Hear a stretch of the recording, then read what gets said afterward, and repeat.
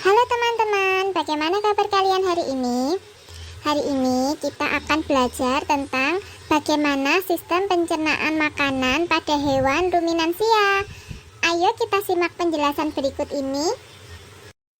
Hewan ruminansia adalah kelompok hewan mamalia yang biasa memamah atau memakan 2 kali dan dikenal dengan hewan memamah biak. Contoh hewan ruminansia ialah sapi, kerbau, rusa, domba, kambing, dan kijang. Sistem pencernaan hewan ruminansia lebih kompleks dibandingkan pencernaan hewan lainnya. Pada hewan ruminansia terdapat 4 bagian lambung dengan fungsi yang spesifik.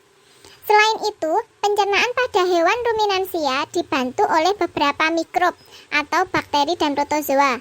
Mikrob tersebut dapat membantu mencerna rumput. Coba kamu perhatikan penjelasan mengenai proses pencernaan pada hewan ini dengan seksama. Seperti yang telah dijelaskan sebelumnya, salah satu contoh hewan ruminansia ialah sapi. Mari kita baca informasi mengenai organ pencernaan pada sapi. Makanan seperti rumput pertama kali masuk ke dalam mulut sapi. Di dalam mulut sapi terdapat organ-organ pencernaan sebagai berikut. Yang pertama ada gigi. Gigi sapi tersusun dari gigi seri yang berguna untuk memotong makanan dan gigi geraham untuk mengunyah makanan. Yang kedua ada lidah. Lidah sapi berguna untuk merenggut rumput atau makanan dan mendorong makanan yang sudah dikunyah menuju lambung. Dan yang ketiga ada saliva. Saliva merupakan cairan atau enzim khusus yang dihasilkan oleh kelenjar khusus pada sapi yang kemudian disalurkan ke dalam rongga mulut.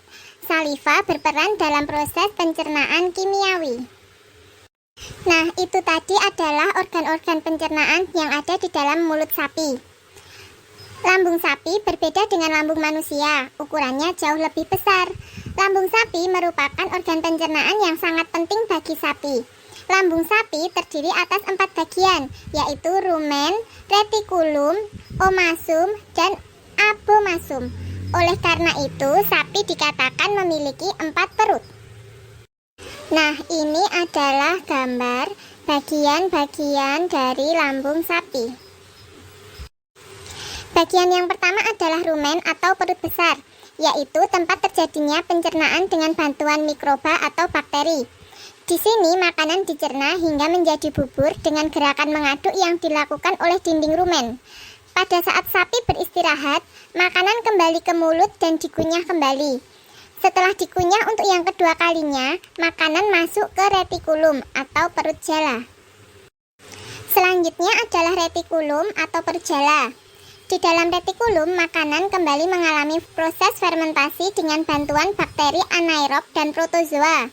Di dalam bagian perut ini terjadi proses absorpsi dan penyaringan benda-benda asing yang masuk bersama makanan sehingga tidak masuk ke dalam omasum atau perut kitab.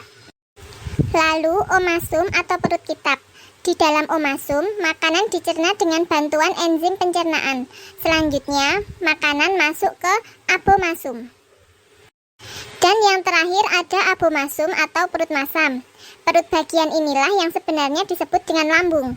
Di sini makanan dicerna dengan bantuan enzim pencernaan pepsin yang dihasilkan oleh abomasum.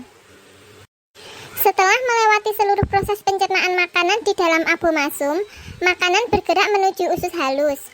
Panjang usus halus seekor sapi dewasa dapat mencapai 40 meter. Di dalam usus halus terjadi proses absorpsi dan fermentasi. Selanjutnya, sisa-sisa makanan akan dikeluarkan melalui anus. Nah, itulah tadi mekanisme pencernaan pada hewan sapi. Sampai jumpa pada materi berikutnya.